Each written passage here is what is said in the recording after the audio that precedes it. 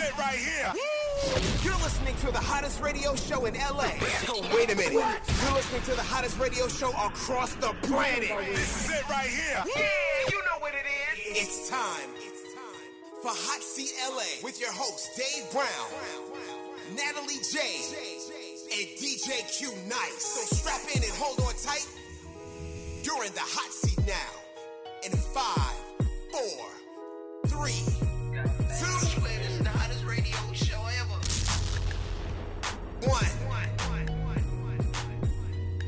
Yeah, we are back on a Tuesday. We're back. What's up? What's up, Dave? What's going on, Nat? What's cracking? How was your weekend? My weekend was great. You know, I mean, I had a very, very, very intense, exciting weekend because Didn't you have that hot party? the party was off the chain. It was crazy. And you know, I'm gonna, you know, it was crazy because I got to go out on Radio Land right now and say it was so crazy that, you know, we got to capacity and we couldn't really get everybody in, which hurt my soul because my thing is, you know, I'm all about making sure everybody's good and right. And it was crazy. You know what I'm saying? Yeah. I mean, how was the turnout? I heard it was popping. Everyone showed up. You had all the celebrities in the house. Everybody was there. I mean, let me tell you something. Now, we've been doing this party now for a long time, a long time. And everybody knows that this is like, it's the party to come to. It's all dressing all white. I wanted to show everybody what heaven looked like before we get there. You know what I'm saying? So it was a great situation, great turnout. You know, what did you do this weekend? I just pretty much just chilled out in LA. Didn't do too much. You did? I actually went and saw Spider-Man. You saw Spider-Man? I saw Spider-Man. The movie was kind of all over the place, but I actually enjoyed it. What? Yeah. At one moment, I can hear, like, my head was getting dizzy because of the special effects they had in the movie. Right. So, but it was a good movie. Make sure everyone goes checks it out. Spider-Man. Spider-Man. So, I mean, was it better than the other one? No.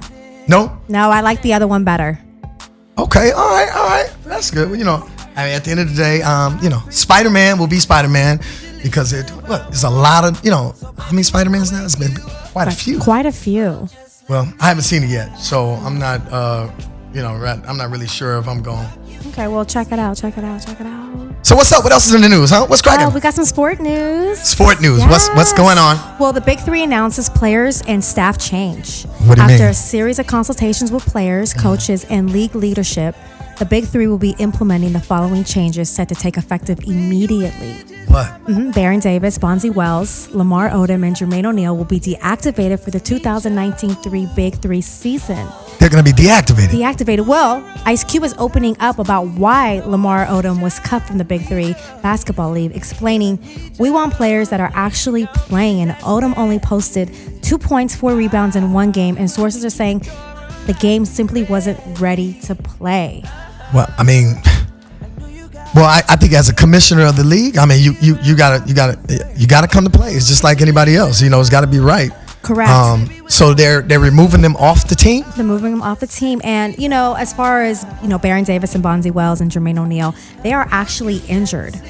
So they can't perform. Well, what I did hear is a lot of people have been, you know, getting hurt right off the, you know, look, let me tell you something. You can't just come back, you know, sit out for so many years and just go to the gym and think you really got to get back in shape. Yeah. You definitely. can't just go start playing and thinking you're not going to tear something or rip something and think it's just going to be great. Because there's a lot of people that is hurt right now. Yeah. I mean, these players that are out there on the court are retired and they're trying to make that transition back to playing. So you think that there should be a certain amount of years that if you retire, like take first year retirements out and let them come in and play instead of... I mean, I kind of think once these basketball players retire, it's because of injuries or maybe they're older or they have back pains or knee pains. And are they really able to get back on the court and play? I mean, there's some players out there that are doing it. And there's some players that are just not able to keep up. Wow. Well, that's interesting. Well, I'm you know, it's been doing great. Last season was wonderful, and hopefully they get it back on because Ice Cube is doing some great things. Great things. And hey, what are your thoughts on the Chris Paul being traded to OKC for Russell Westbrook? I mean, remember, James Harden and Russell Westbrook were teammates when they were in OKC, and now they will be playing in Houston together. Nat, it's oh my goodness. Sometimes I think when you go back to a situation that happened before, there's gonna be this. You're gonna have the same effect. I think that Chris Paul, being traded, I know he's got to feel some type of way. Definitely living in OKC. What is in OKC to do? Nothing at all. But then again, at the same time, when you got Westbrook coming to Houston to play with James Harden, it didn't work the first time. So I don't know if it's gonna work this time. I think it's gonna work. Why do you think it's gonna work? Because they were a great squad in OKC, and I think now the Rockets are doing amazing. I mean, they got all the way to the playoffs. I think they're really gonna bring it home and bring that championship back to Houston. I don't know. You know why?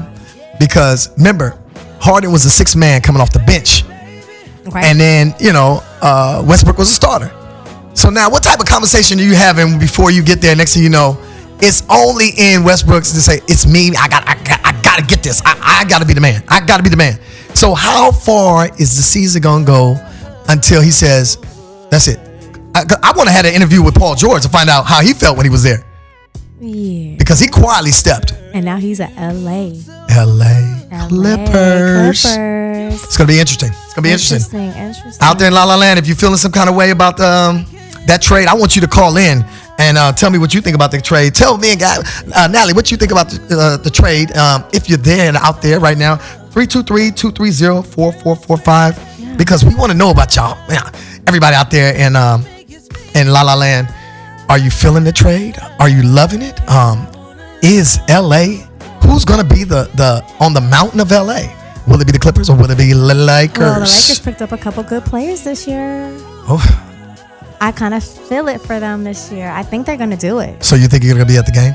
I'm definitely gonna be at the games. I'm gonna be courtside. You got the courtside tickets? I got the courtside. Okay, give them up. Ladies and gentlemen, Natalie's gonna have tickets courtside for the Lakers games this year. If you want them, and just call in and we're gonna make sure you get those tickets. 323-230-4445.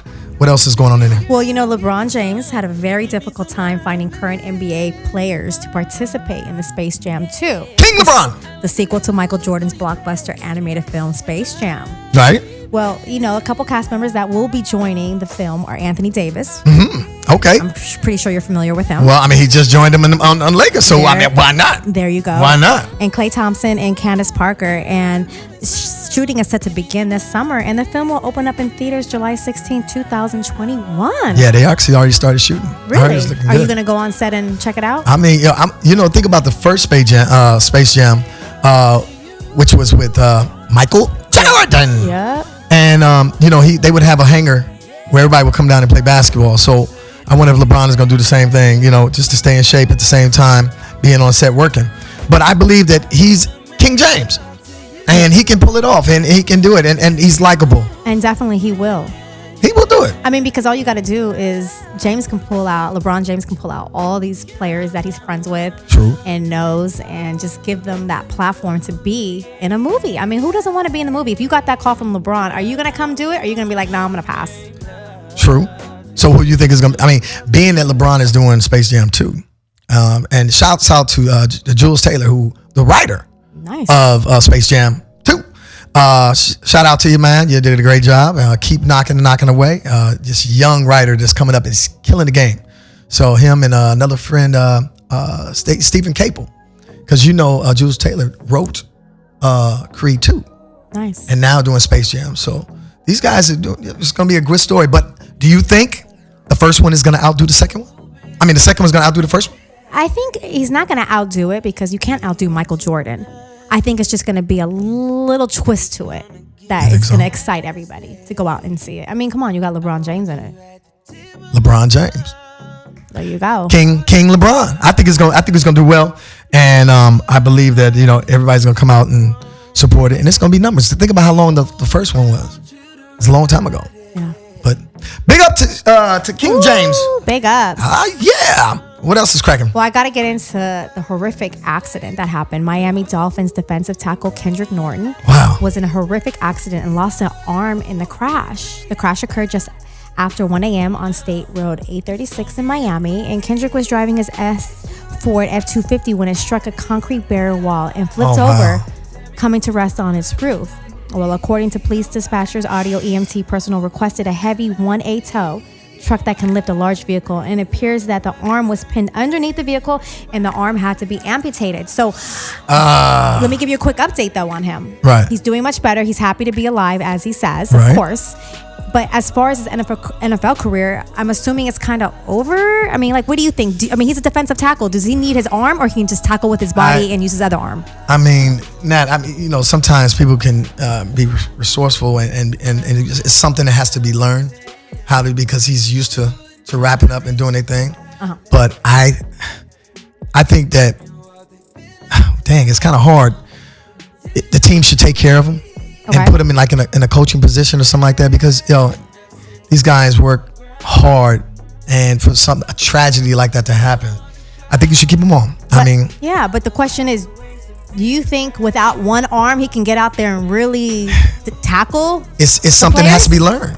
I don't know. I don't know. I think it's possible. I think he can really go out there and get them on the ground and do some sacks and some tackles and make shit happen. Well, what do you do when you tackle? You wrap up. But okay.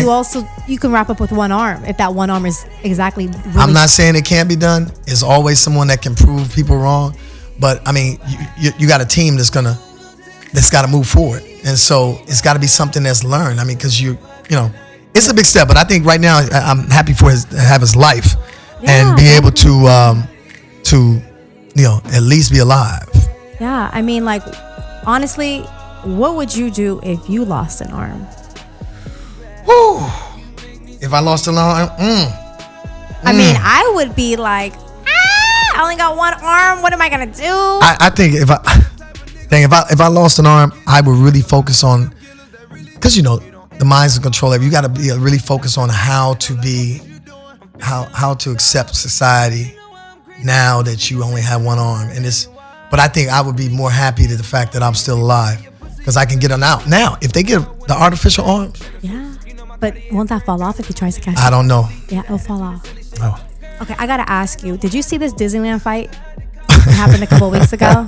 Did I see it? Okay, I think everyone's seen it. Everybody saw that. Okay, so Disneyland is known to be the happiest place on earth. Ended up being a nightmare. Not on that day. And we spoke about this. There was a horrific fight. Right. A lady spit on a man, and then there were just an altercation at Toontown, and it escalated to a fight, and one of the guys swung on a woman, and no woman should ever be hit. Not only one woman. He swung on a couple of women. Because he also, ended up hitting this girl too. But I think, they probably looking at black folks can always mess up everything. I know. That's how they were looking at it. I know because you were watching everybody just standing around, but you could see the kids walking by too, where the parents were grabbing their kids like, So I understand that it was not a great look at all. Period. Not at all. But there are multiple reports that the brawl was actually a stage hoax to drive revenue to a YouTube channel. The high definition video was reviewed over 10 million times. Stop. Crazy. But wait. You got to be kidding me. They have been banned from all Disneyland parks ever. They can never go to a Disneyland park. They can never go to the happiest place on earth. What, you mean all black people? And hey, speaking of the happiest place on earth, Jay actually is loving the happiest place on earth. Him and his girlfriend. Yo, I think that it really is. Dang, how do I say this? It was really bad to see, have kids that really felt like this is going on right in front of me. Right in front of us. Like, they are really out here spitting on each other, fighting and, punching faces. On the ground. An elderly lady got kicked off her wheelchair onto the ground, and she was just laying there. It's just a tragic situation. And supposedly they were family members. Well, there's a lot of families that have a lot of problems, but I just think that was not the place to let it happen. But at the same time, I'm not even going to say it's a black thing, because every race does crazy things. Course. So, hey, at least you'll catch that type of stuff. You don't catch us going out and doing crazy murders or shooting up a whole gang of people. You're saying my people do that? I'm saying that can happen. My race is the serial killers. There you go. See? There you go. Come on, Nat, get a hold of your people. Nah, But you know what? At the end of the day, love. Love is what we biggest. need. We need that. We need more love. We need more love. You know? No, definitely. Well, we have a special guest. Who we got? We got super producer. He has his own album out, Rico Love. Rico Love. He'll be joining us in a few. We'll talk to him, see what he's been up to. Yeah, I know Rico. Rico's done some great stuff. He worked with Fox too. He worked with a lot of people. Yeah. Rico's been all over the world. He didn't, Usher. He didn't work with everybody. So we look Usher, forward to that. T.I., Puff. Yeah. A lot of few names. Jamie Foxx. Super duper producer. Turn the lights off.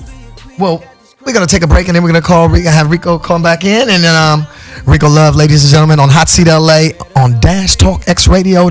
You're here with Dave Brown and Natalie J. Holla back. Let's go. Yeah, we're back on Hot Seat LA on Dash Talk X Radio. It's Dave Brown and Natalie J. What's up there, Natalie? Are you there? Are you there? I'm here. Can you hear Are me? you there? Loud Are and you clear? there? Yo, that was dope. That was dope. Wait, what did you say? You said something right before we you said something you were just about to start talking. What did you say? Well, I was going to talk about some entertainment news real quick. Okay, what happened? Well, a lot of people are mad about the black woman playing 007 in James Bond movie. Why? Well, because shortly after the news broke that a black actress would play Agent 007 in the new Bond film, Bond 25, the Bond faithful took to social media to vent their outrage. I mean, what's wrong with look. Well, Bond has been white for I don't know how many Bonds. What's wrong with a black woman as James Bonnet? Well, I mean, a lot of people, the Captain Marvel actress Lashana Lynch will be cast as British Secret Agent 007, a role that was traditionally went to a white male actor. Yo, Bond is still Bond, but he's been replaced as a 007 by a stunning, beautiful black woman. right? Well, I mean, at the end of the day, look, sometimes we have to change and make a revolt. We need to see history being made. And that will be a history. Who do you think should have been the black James Bond? I'm with whoever goes out there and does their thing. Idris? They actually passed up on Idris. Really? He was in the thoughts. I think it'd be a dope James Bond.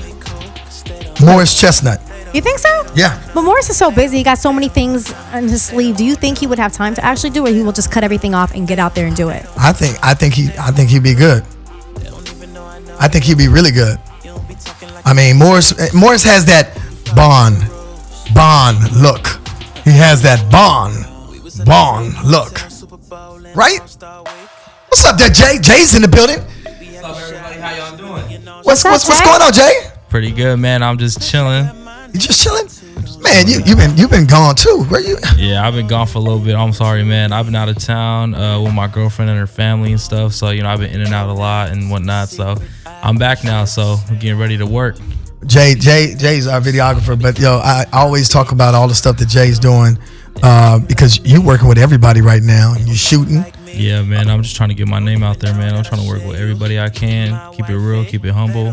We always like to put out there. I always like to let everybody know what you are doing. Tell everybody how they can get in contact with you. Because, I mean, Jay is a great videographer, y'all, ladies and gentlemen. And I always like to give everybody that platform to stand up and show their art or show what they can do so that people can work with them. Yeah, I appreciate it, bro. You guys can contact me on Instagram, as I say every time I'm out here, at _J Verma. And so pretty much I'm just trying to work on music videos. I'm working with Marcus, I'm working with Dave Brown. I'm trying to work with a lot of more other people. But as of right now, I'm just trying to develop as editing and videography and everything. So I'm just trying to get my foot in the door in anything I can. Well, that's important. And we're gonna definitely want to keep putting you out there. But Jay, we want you to sit in because we got some topics today. Okay, man. We got Rico Love calling in, and once he gets back when he gets on here, we gonna talk, and we gonna have a lot of stuff to talk about with Rico Love because this brother has put so many people on the map. Yes, definitely. I mean, from Usher to Puff to T.I. And he's working with Deborah Cox, Trina. He's worked with a lot of people in the industry. He's a hot producer. He has his own album out. I mean. So which one out of all the artists that he has worked with, which one is your do you take a liking to, Nat? I like Usher. There Goes My Baby. There Goes My Baby. You like that? I love that song. Is that right? Yes, that's one of my favorite songs. He created a hit. Well, what we're gonna do is this: we're gonna have him call. We're gonna have him call in. Rico Love, call in.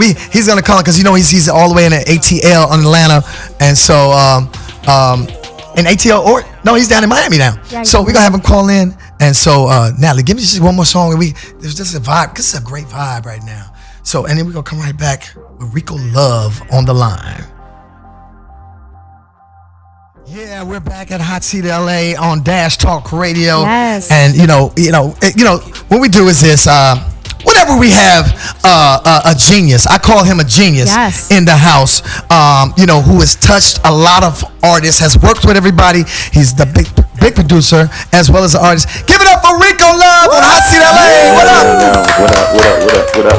What's up? Rick, what's cracking, man? Everything is good, man. Everything is amazing. How's life? Oh man, everything is great, man. Everything is great, and it's good to have you on Hot Seat LA. And I've known you for so long, from when you was working with Fox, man, and you always had the greatest hits, Definitely. the greatest hits. So and being that because you've been in the business for such a long time, let's talk about how it all started. Were you a child working with music back in the day? That put you in the game? Was there something that in high school, were you in the band or something that get you creatively going? Yeah, I started off as a rapper, so just rapping around the neighborhood and always being a humongous fan of hip hop and wordplay and the way songs were put together. I was always just an admirer of the work, right? But I think most people may not know, but I got my start in the business through Usher, and I was signed to his record label as a rap artist, which, being around during the Confessions era, I was there during the creation of Confessions, which is, as we know, the greatest R&B success in the history of music. So what happened was I was allowed to write a song on the album, which is the first song I ever wrote, and a song called Throwback. Right. And after the album came out, and I wrote Throwback, and then I co-wrote Seduction, and then I wrote the verses on the Confessions remix. I kind of figured that I had a niche and I had a gift, and I would be remiss not to nurture and cultivate that gift. And that's kind of how I became almost obsessive with writing records, and it made a career for me. Dope. So now you went to FAMU, right? Yeah. FAMU. Yeah, man, I went to Morehouse, so I know Black College, stand up. Okay. So being at FAMU, so were you in the band? Were you taking classes? Was that your major in college? No, I was actually a journalist. I was a journalism major, so I didn't really, I don't play any instruments or anything like that. People confuse production with what Quincy Jones plays every instrument, right? Right. He didn't play one instrument on Thriller or Off the Wall, but he produced the entire project. So a lot of times there's something I play instruments. No, I produce records and I arrange music, and I put the songs together, and I write the lyrics and melody, and I produce the vocal, and I arrange the vocal, and it's like a different song when I'm not in the room. So people kind of have the forced interpretation of what producer means. The reason why I rap in hip hop, they named the guy who makes the beat the producer, because there was only two guys in the room. It was the guy who made the beat, and it was the rapper. Right. So he just innately took the role of producer. But overall, a producer is just the person who facilitates, who produces, who puts the song together, who takes a product and finishes it and completes it and make it whole. Yeah. Dope. Let me ask you a question, Rico. You created so many hits for other artists. What made you want to come out and do your own album? You know what? There were things that I was living that could only be translated by me. You get to a point in life where you just have something to say. It's a movie, The Star Is Born, with Lady Gaga. And I remember there was a scene in there, and Bradley Cooper's character says, the guy says, "You stole my voice," and he said, "Yeah, but you didn't have anything to say." And that was very touching to me, because that was the moment that I decided I had to do a record, because I was living something that only I could actually be the voice for. And it started happening when I wrote Heart Attack, and when I wrote 4 a.m. and Mr. Wrong. Those are things that were kind of like coming from me personally. And then it got to a point where I was overwhelmed with these emotions and these things I was living. So I said, I gotta put this out. These things gotta come from me. Okay. Well, let me ask you. I mean, because do you like doing more rap or R&B? I mean, which one is what's your passion? I mean, you know what? I really love rapping, right? Even though I never have been hugely accepted as a rapper or anything like that.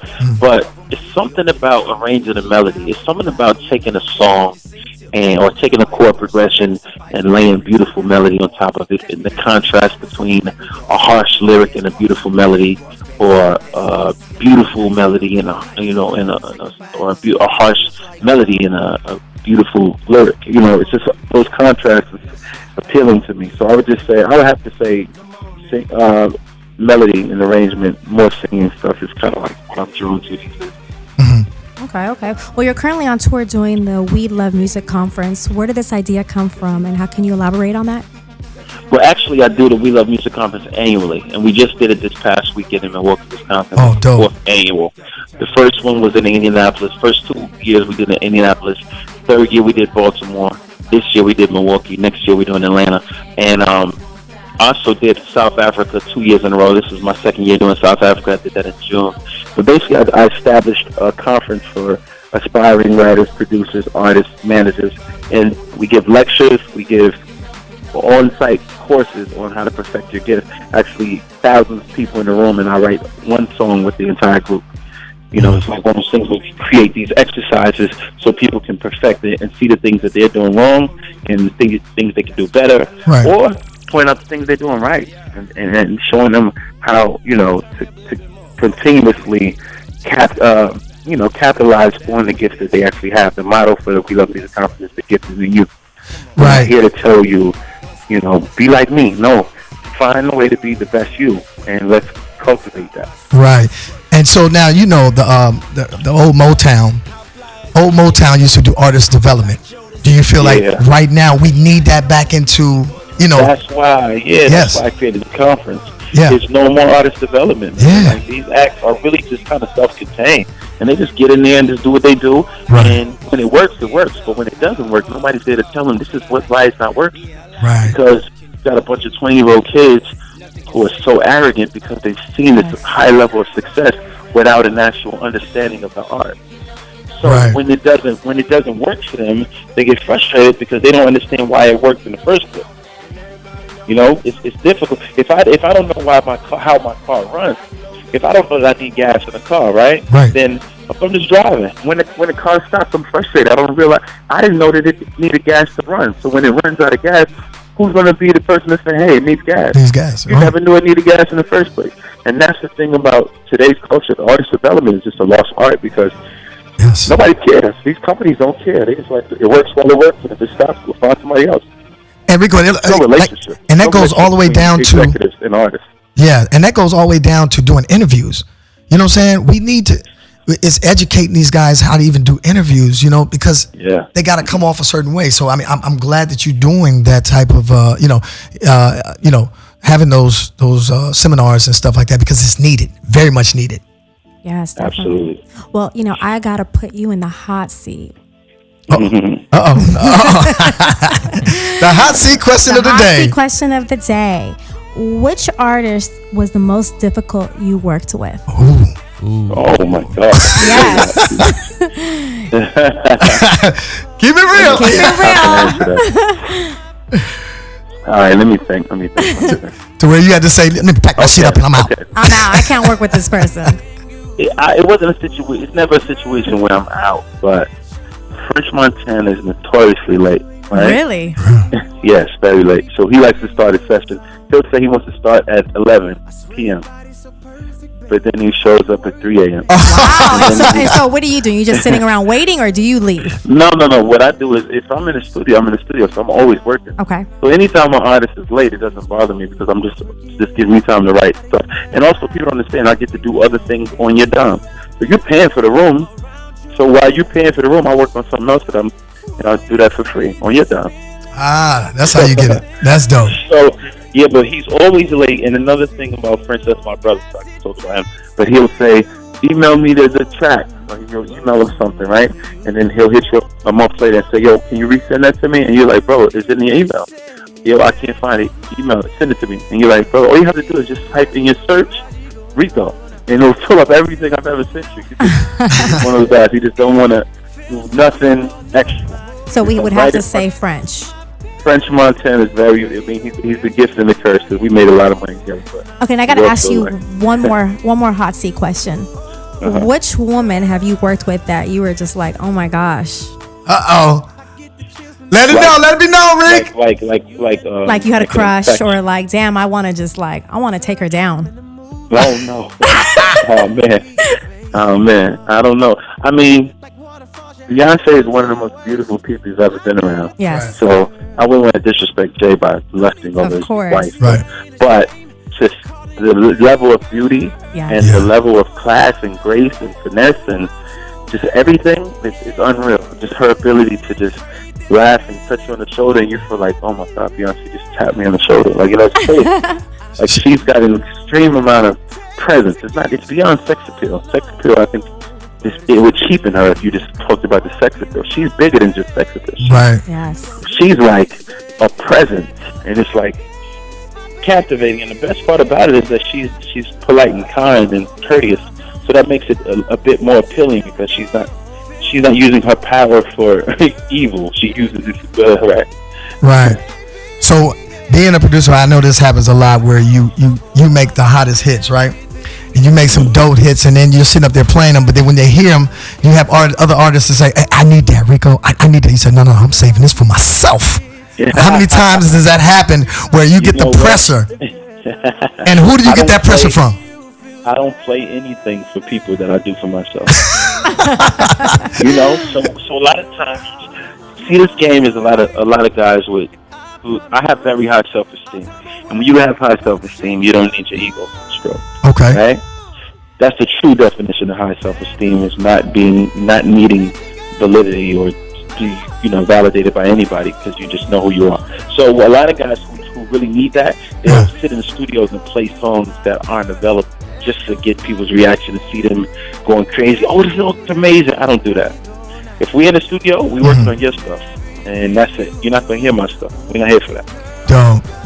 So I don't have that issue of I want to keep this for myself. Nah, anything I do for me is for me, and most times when I'm working on my own project, right, I do them at one period of time. I'm finished them and I release them, and then I'm back to work. So it's not like I'm just like, yo, check this out, this song that you can't have.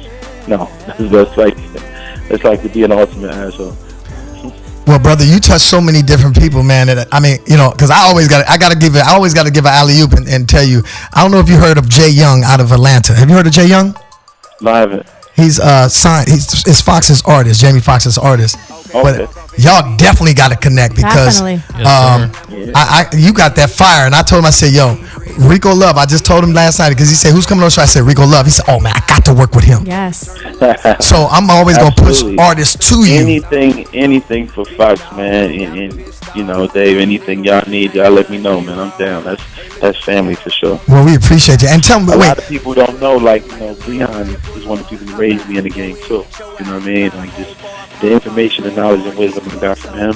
He's a crazy motherfucker, man. But he really knows what he's doing. You know what I mean? But all the craziness and madness that comes along with him, he's definitely a person who knows what they're doing. So, and him introducing me to Fox changed my life. Yeah, Breon has that ear. He has definitely Breon does. Breon has that ear, man. He can spot that hit. Like you know how Breon's like, he says everything in twos. Oh my god. It's off the. Yo, I need that. Yeah, that's Breon. Gotta love Breon, man. And he does. And so I'm glad that he did introduce you to us, man, because you are definitely pushing it out there. Tell me, are you going to be performing anywhere? Are you back on tour? Is the album coming out? A new one? What's going on with you? I released a project last year called Even King's Daughters, did incredibly well for me, and just kind of built a cult following. It's a ridiculous cult following. And I'm thinking about releasing something else. Only if Natalie will come in the studio with me. Yes, definitely. Okay, Nat. I'll have to get on the mic. Yeah, absolutely. So but I'm working on developing a few acts. I got this thing called Rico Love Presents. Oh, I caught that get on the mic comment too. Don't think that didn't get past me. But I want to work on the Rico Love Presents thing with developing new artists and building the brand that way. Also, with the success of the City Girls records work, people kind of like, I've always done hip hop records, but writing and producing that record kind of opened up a lot of doors for a lot of females to become female rappers. So I really believe that that's going to be the next wave. I just did a label situation at Epic. I'm closing it now, and Nice. my first signing was a girl named Mia Ariana. So I'm developing that. I just want to take my time, do a bunch of cool music, but also just build the business of Rico Love as opposed to just writing records. It's more about the branding at this point. So, and we always like to know, what artists does Rico love? Like your 5 top artists that you like really respect and love working. I mean, you can say, they can be gone, they can be here today, gone. But give me that top 5. Man, I would love to have worked with Big. I think he was just incredible. Anytime I'm around Mark Pitts or Puff, I just ask questions about him, and I just love to hear those stories that people don't know about him here on TV. Brandy's voice is incredible, but Monica is my favorite because of her energy. So those two. Kanye West is somebody who I've known for years, but I've never had the opportunity to work with. And despite the madness, he's just a genius. And then it's an artist by the name of Rufus Wainwright, who has an album called One, which is one of my favorite albums ever. I wouldn't even be blasphemous if I compared him to the Beatles as far as the energy. He's just that level of greatness. So I think he would be top of the list of dream collaborations. Right. Dope. Well, brother, hey, when you get on the West Side, man, you got to come in. And Natalie, I need Natalie. Yes. I need to get in the studio with Natalie. Yeah. Natalie, there you go. I'm blushing. I will definitely be there, but Absolutely. you got to come to our studio first. LA. Well, man, we appreciate you coming on Hot Seat LA on Dash Talk X Radio, brother. And whenever you're here, man, come do a takeover, man. Yeah, come over here, take over, play all your songs, play your songs. I mean, it will be fantastic. Maybe we can get Puff in the studio when he's here. Yeah, that'd be great. I'm gonna spend a few weeks in LA at the end of August, so maybe. Oh, definitely. Yeah. Well, that's dope. What's your Instagram so everybody knows out there in La La Land?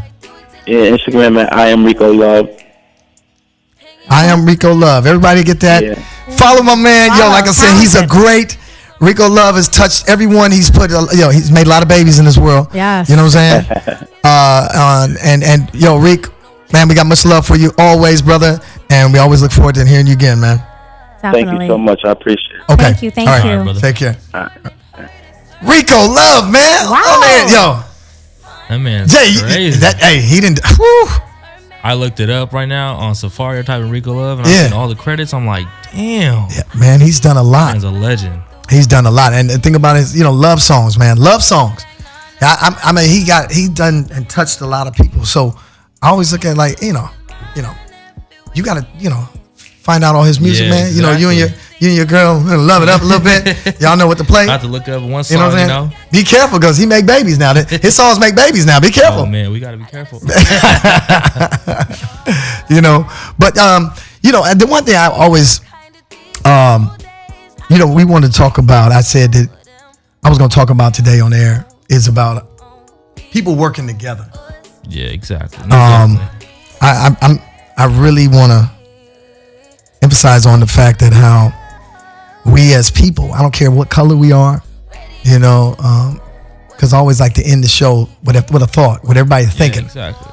We don't work enough with one another in the industry, period. Whenever we see somebody else going high, we want to pull the chair out of underneath them and we want them to fall. That's not how it should be. And I feel. Go ahead, Jay. Oh yeah, I feel like communication plays a big role on like working together and collaborating and stuff. So I feel like if you collaborate, not only it helps you develop as an individual and an artist and whatever you're doing, but it also helps you like kind of see that side of you, like that potential, like you can reach your full potential by just connecting with somebody else that's like feeling the same energy Right. and stuff like that. So I feel like communicating is key. Collaboration is key. So it's stuff like that, man. I just feel like we should connect more than diss each other on tracks and stuff like that. Yeah, and the thing about it is, it's looking at, it's so many people that have went up in the ladder, but nobody sends it back down. Nobody sends it back down at all. You know what I'm saying? We need to start doing more of that. Yeah. There's one thing I always say that, hey, stop networking up, start networking across. Yeah, exactly. Understand that the people around us is in front of us. We can help each other build the relationships and be around like-minded people that's doing the same thing. Exactly. This is what the world is about. And man, it makes me so upset, Nat. I mean, talk on it. I mean, it just people just need to be out there and help each other and support each other. Yeah, because I mean, it's something that we need to know today, that if we don't start helping people, then there's a lot of talent out there that just won't move forward. Yeah, definitely. And I feel like everyone networks together. Everyone's trying to get out there. Everyone's trying to make things happen. I think it's all about networking and making things come together and, supporting each other and helping each other. And, hey, if I know somebody, I can connect you. I'm going to connect it, right. So. Right. And that's what it's all about. Yeah, exactly. And then I love what you're doing, Dave, with the whole Indie Night Film Festival stuff. Like, that's just an amazing thing. Yeah. Yeah, that's just an amazing thing. And then it is an amazing thing that he's doing, and it's all just amazing. The Indie Night, he has people on there coming out, the movies. It's just an inspiring thing to have talented directors, artists, writers coming to Indie Night, and it's just supporting a great cause. Right. And we need to do that. We need to do more of it. So what we're going to do is this. We had a great show. We're going to listen to your boy's song right now. Our DJ is making shit happen today. Oh, you got it there? Yeah, you heard Jamie. Yo. Oh, are you got it? Is it? Are you ready for it? I'm ready. I'm listening to it. I'm trying to listen to it right now. DJ is doing it tonight. DJ Q, nice. Yo, go ahead. Sex all the time on my mind. See, look at you. Singer over here. This is Natalie trying to get it in. Didn't you just hear Rico left? So he's going to put me in the studio. Oh, that's true. Well, I tell you what we got to do, because we got to close out. What's your social media, Nat? Mine is Jules, JULEZ SSS _. Jay, Yeah, mine is at _JAYVERMA. Yes. Okay, and mine's is at Dave Brown USA. At Dave Brown USA. Any plans this weekend? What am I gonna do this weekend? Yes. This weekend. Any hot dates? See, you always want to know if I'm going on a hot Put him date. on the hot seat. I'm putting you in the hot seat right now. Do you have any hot dates this weekend? No one likes me.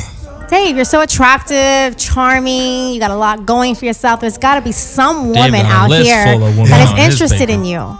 Nobody likes me. So you know what I decided to do? I like you. Oh, thank you, Natalie. My homie. I think what I'm gonna do is I'm gonna find me somebody in church. And there's nothing wrong with that. You know what I'm saying? But then they said those the worst ones. Why are those the worst ones?